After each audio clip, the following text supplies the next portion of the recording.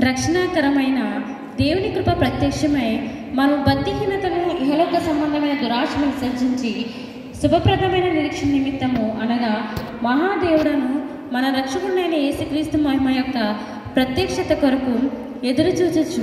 ఈ లోకంలో స్వస్థ బుద్ధితోనూ నీతితోనూ భక్తితోనూ బ్రతుకుచుండవల్లని మనకు బోధించుచున్నది.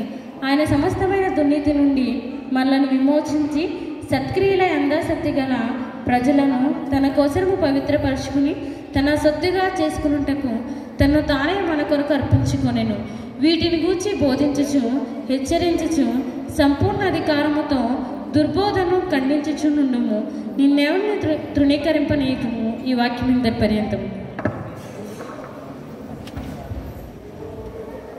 యూత్ క్రిస్మస్ కొరకు ఏర్పాటు చేయబడిన పత్రికా పాఠ్యము ఇంతటితో ముగించబడింది. అలాగే యూత్ క్రిస్మస్ కొరకు ఏర్పాటు చేయబడిన సువార్త